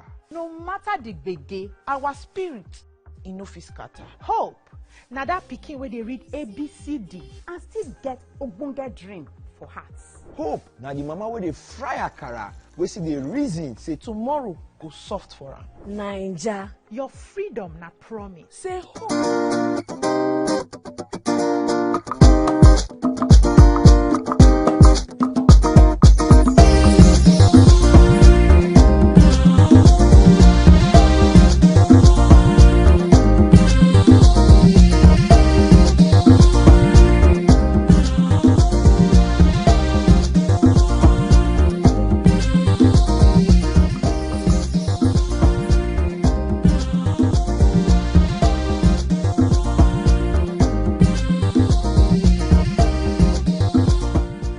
Welcome back and thanks for staying with us. Paystack has fired its co-founder and chief technology officer, Ezra Olubi, after allegations of sexual misconduct resurfaced on social media. The controversy began with a serious accusations made by a former partner, Max Maki Obe, who alleged abuse and power manipulation. That led to the unearthing of decade-old tweets from Olubi from 2009 to about 2013, containing sexually explicit comments about colleagues, minors, and disturbing themes. In response, Paystack suspended him and launched a formal investigation. The company said it's committed to handling the matter fairly, transparently, and according to its value. But Olubi pushed back. In a blog post, he claimed he was fired before the investigation was concluded without a hearing, meeting, or opportunity to defend himself. He's now reviewing his case with his legal team, insisting due process wasn't followed. This morning, we asked, do you think sacking him was too harsh? Should one's private life affect their role and leadership in company? And is past behavior, even from years ago, a basis for judgment today, especially if no legal case has been proven? Do you support his sowing? And what are your thoughts generally? Join the conversation by calling us on 020-1635-2016 or tweet to us at TVC Connect #YourView. The numbers are on the screen. Now, we've discussed this before. When the situation first happened, when the news first broke, we're facing it again now based on the fact that, according to Ezra, there wasn't fair hearing in how he was being fired. The suspension was supposed to give room for a fair hearing, and then if he was going to be fired, he should be following due process, as we have only one legal luminary in the midst of us. In the midst of us on the show today. Smile now. Legal luminary. Legal. Is it because they don't put my mind travel. I was thinking, where's this? We have a legal luminary here. In our midst. Please, does he have a case? Can he take this up Of course, anytime, if this is a civil matter, anytime you think you have a case, just consult your lawyer. Yes, yeah. If you have a case in your mind, you have a case. Let your lawyers do their research. And chop your money. Yes, not necessarily. This case, he might have a case. Because I don't know what his contract stipulated. Was it not co-founder? We don't know what protections. So we don't know the. So we don't know what protections that are there. Besides, we don't know if the company completed their investigations as alleged in the papers before he was fired, as he alleges. Can you conclude investigation without calling in the person to ask questions? He has a case. So he will have a very strong case. He has a case. Number one, because there might be provisions in the founding documents of this company that protects him. There might also be provision as to how this kind of thing should be resolved. Because the kind of boldness you have to be tweeting the things he tweeted. If he tweeted allegedly, if he tweeted them, he must have some backup protection. So the company should have followed the due process of whatever was provided legally. So company documents, articles of what's the corporate law? My corporate law is failing me.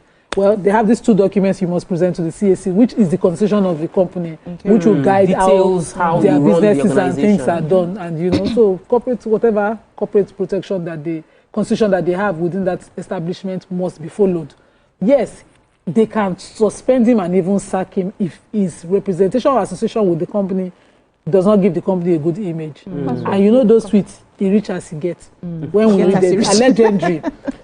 Who writes it cannot maybe not be good to associate with as a brand, and that might force them to. Can I ask a question? What is his crime exactly?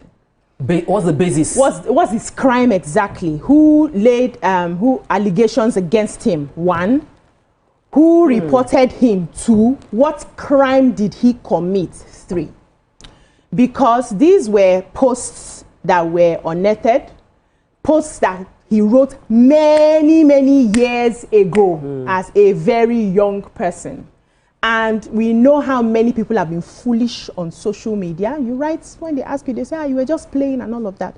So how does those posts, let's forget about the content of the post in the first place. He made those posts. But those posts, did they lead him into any form of criminality? Did he commit any crime? Only one. Which was the crime? The pedophile one.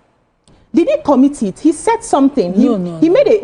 Somebody had also shared. I think he shared a picture of another age. No, hold on. He was with. Is there anybody standing to say he defiled so and so person? There's no conviction. But there's documentary evidence. Except he's denying. Except he's denying the tweet in question. Okay. Apart from physically being with a pedophile. I think even expressing those sort of thoughts. Is that a crime? Of course it should be. Of course it is. I don't know. Okay, so I'm not a lawyer, so constitutionally I don't know if it is. Yeah, that's what I'm finding the loopholes here. Yeah, I've not finished my thought. I'm finding you were asking, you said I wanted to ask a question. Yes. So I was answering the question. And I was, that question was leading to my analogy. Yes. So it's not a question. Yes. Yes. So the allegations, are they coming from someone? Or these allegations were picked because of a particular post? Why I'm saying Why this do you need someone to make the allegations? No. When we are going to court, you don't need someone. Somebody can just pick what you have posted and take it to court. An investigation can say can be open based on based on just what you have said. Documentary evidence. Okay. So now that it's opened on what he has said, he was not called. He was not given a fair hearing. He was not asked any question, and he was sacked. So as far as I'm concerned, he has a case. If I get a strong lawyer, they will argue that case. Thank you, Nima. They will argue that case, and I will win it because I was unjustly sacked. And I can come and deny that it wasn't even me who posted those things. Yes, it's possible. You're undermining the prosecution. No problem. Yeah, people have handlers. Okay, so for me, so you had asked one question, and I think that just expressing pedophilic thoughts for me is a crime. I know that it is under our Child Rights Act. We don't promote such. Okay. Yes. So even just talking about it, I mean, it sounds crazy enough than doing it. So that's definitely a crime. And you also asked in the question when you were in your opening, in your intro, you said, should his private life affect his, work life? unfortunately, that's the world that we live in now, where if you publicly put up your private life, because that's what happened. You publicly put up your private life, and we have seen that side of you. Your office has every right to now judge you based on that. But if the office should go digging for information and find something that it is not in tandem or does not work well for their image and for their brand or their values, I think that the company has every right to say, you know what, we see that you're this sort of person, we don't think you can work with you, or this does not align with our own values and our own principles. So I think it is right, that we let you go. Now, does he have a right to say, I think I've been unfairly treated here, and I want a fair hearing, and will go to the ends of the earth until I get justice? I think he has the right to do so. As our lawyer said, if you think you have a case, you have a case. Now, the other part, his relations with those women, I don't see how that should affect his job. With consenting adult women, I don't see how that should affect his job. So I'm believing that this has to do specifically with those tweets that allude to pedophilia. But there was another person that the two consenting adults went to hug themselves in front of Coldplay conference. Concerts, and they lost their job because they were married, madam. But they are two consenting adults. You know, there's a document that guides how those things are looked at. You can't hug your colleague. No, it was a very sufficient. The man's wife. The way BC they delete tweets where he tweets that. They say BC that he say hugging colleague is that okay. The man's wife came out and told us her own side of the story. Those people too can actually sue. There's two things that yes, they have a right to sue. They cannot even sue because they are following. They are in a different client. Wait, it was here that they were hugging. Nothing will happen. What will happen? Nothing will happen. You get it? Yes. And Ezra Olubi's case is in Nigeria. So it's different. The crime is different. How we see it is different. Let's take a break. When we return, we'll analyze his case and we'll judge from our perspective on this table of judges. Called Your View Judges. What we think. Stay with us, we'll be right back.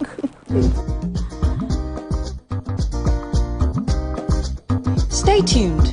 Your View will be right back. Think fast, play smart, win big. We cash. The game show where every contestant gets the opportunity to win money. No long waits, no dull moments. Just quick questions, quick moves, and free cash. Every second counts, every answer pays, and everyone walks away a winner. Are you fast enough for quick cash? Scan the barcode on your screen, and you just might get a chance to take your shot at instant fortune. Quick Cash, showing Mondays and Fridays on TVC Entertainment.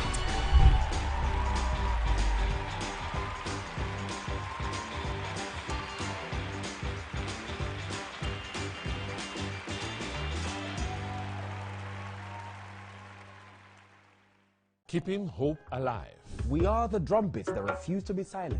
Even when the rhythm falters. We are the green that refuses to fade. And the white that dares to shine. Hope is not a stranger here. It lives in our markets, our music, and our streets. Every dawn in Nigeria is proof that tomorrow is still worth fighting for. Hope is a child in the classroom, eyes wide, with dreams bigger than walls. Hope is the farmer planting seeds in faith, believing in rain and harvest. Hope is the youth unafraid to rise, rewriting the story of our tomorrow. Hope is us, millions of voices refusing to give up on the promise of this land. Nigeria, our independence is not just history. It is a call to keep believing, to keep building, to keep hoping.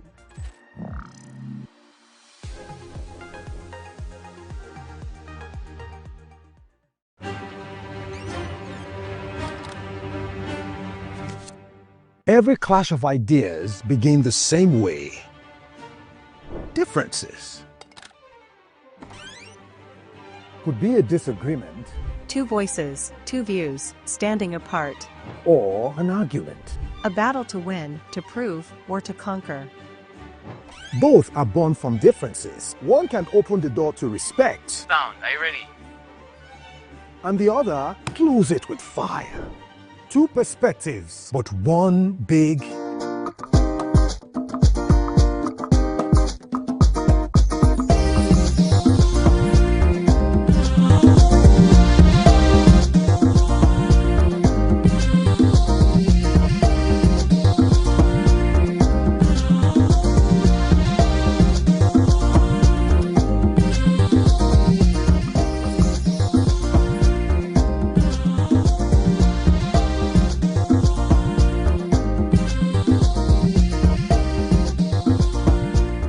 Welcome back and thanks for staying with us. So we've been discussing the situation of Paystack firing Ezra and his case against them for not giving him fair hearing. And the conversation went into some of the things that are legal abroad, where people can fire you because of what you've done, and maybe your polygamy or adultery, but not necessarily that's enforced in Nigeria. Anima was making a joke of it, but really you cannot say polygamy is not adultery is not adultery. What's the word? Polycule. They didn't have any problem with the they didn't have a problem with him when he was being a polycule. Polyamorous relationship. Okay. The problem came in when the tweets revealed some other things about him. Yeah. But my thought is, this is no longer a Nigerian company. Yeah. Paystack is now a global. It was bought by Stripe, and they have shares, and they are listed. Everything the CEO does or the CTO does impacts on the shareholders. It impacts on the bottom line. Yeah. So you can't afford to play anyhow. Which is why they need to take a PR stand. Big position. Yes, they need to take a PR stand. Some publicities are negative, and you must disassociate from them. So, but if it was here, that kind of arrangement, the example of the one we gave, that man, the organs, that one is not grounds, because here it's not a negative PR, it's normal culture, we accept it. You can just release your PR in the morning and say she was your secret wife. We've been married for 13 years, I've known her for in fact, you don't need to show us the marriage certificate, just say you've been together for so number of years, and your wife at home. She's just finding out she don't know or she know. You will not become anything. Father. Yeah, you have visited family. You have collected small money and cola nuts. How many minutes is wedding? How much was my nikai? My nikai did not take 2 hours now. Let's talk about the angle of Max, the lady that unveiled all of these things. There's a perspective online that she's a bitter ex-lover, and because of her bitterness towards the guy and the fact that she owes the guy money is the reason she unveiled this. Should that affect how we judge the situation, knowing what brought out the information? No, let's deal with the information that was revealed first. That one, and now of course, two different. See, I think, as people like to say, two truths can exist. Two realities sometimes, can exist in this reality. And the truth is that he made those tweets, and however you want to see it, look at him now. Even his whole story is such a huge, irony. Here he is, intelligent, innovative, creative, pioneer, and yet he has feelings or thoughts like that to the point that he's willing to put it out there.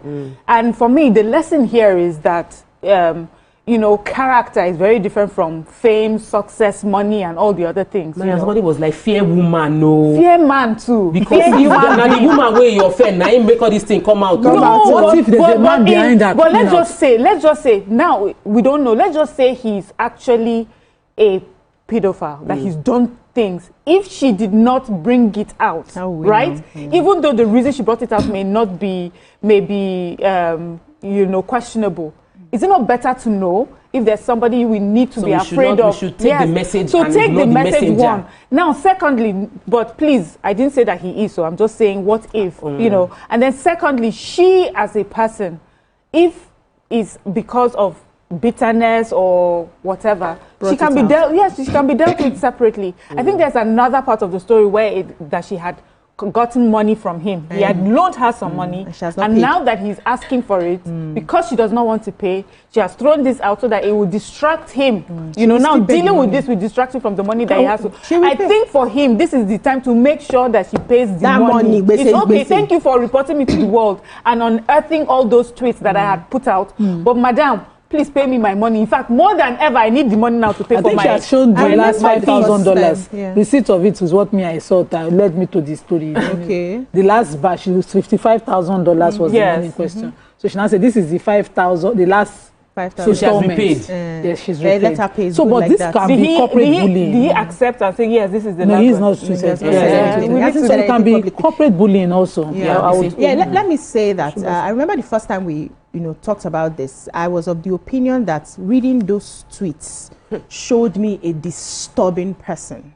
So I know that they are going to be going to the court to sort out whether he was rightly sacked and all of that. But can his people, maybe his family members, gather around and say, brother, if this is really who you are, you need to go in for therapy. Because there's something wrong. The first place to go to is kilometer, or MFM. No, anyone they want to take in, whether for exorcism or anyone, there's something wrong that I know they always tell people, guard your hearts diligently, because out of it flows the issues of life. God help us really, because when they shine the spotlight on you, only God knows what they will see. Now that as creative as you are, as intelligent as you are, this is another very dark side of yours that has come out. It's coming from something, and it needs to be investigated. So forget the fact that he has money, he has made it in life. Even if they sack him and they don't bring him back, he's made, he would go on to create other things and all of that. But can we look at him as an individual? Is he a whole human being? Does he need a certain kind of help to lead him into a life of fulfillment? Or should we just allow him as one of those people, it don't happen? When you say allow him, what can we do?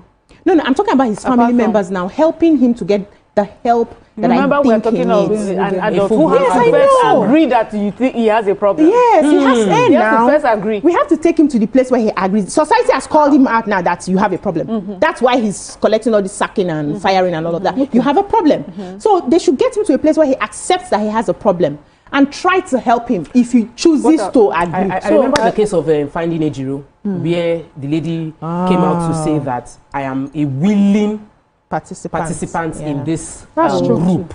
And even though everybody felt like they spiritually manipulated her, they couldn't do anything until, even though they were mounting pressure, until somehow she came to the realization and came out of that particular group, or because of the pressure that was put on the association, they released her to leave. I met her when we were in Doha, but as an adult, you really can't compel somebody to go for therapy. You can stage intervention. But I'm not talking about his real group. I'm not talking about him being queer. That's not what I'm calling a mental issue. It's the animal part for me and the pedophilia. That's what we're talking about. So that they don't misconstrue somebody's account of him having been, querying the notion of a creator.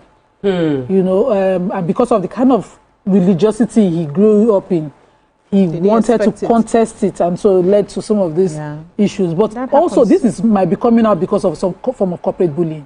You know how you're in an establishment, but two people are talking together, everybody's talking, what do you know about this person? Because they want to do, and this lady is just the woman in front. It might be a man who's sponsoring, go out and do it, and bring it. Let him No, not just find a way. Defending it. No, not corporate. It might be a group of women. But a lot of people might have some things on him. Somebody might have even followed that page on his Twitter page and thought it was and then make it an agenda to make sure. Now he's big. Let's let this we can make a good. And as you said, every human being, there's something you have. If it's very small, there's a way that it can be blown out or exaggerated to make it seem worse than it is. And then if it's this bad, then it's easier for them to do what they want to do. So true. God, and at the end of the day,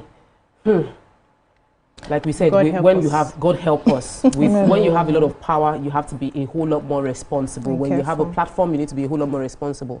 And really, our heart goes out to his entire family, because what they are dealing with, we cannot fully understand. The parents, siblings, colleagues that are having to manage this situation. But he's not the first co-founder to be fired from his company. These things happen in the corporate world. It's just because of the circumstances around it that brought about the concern.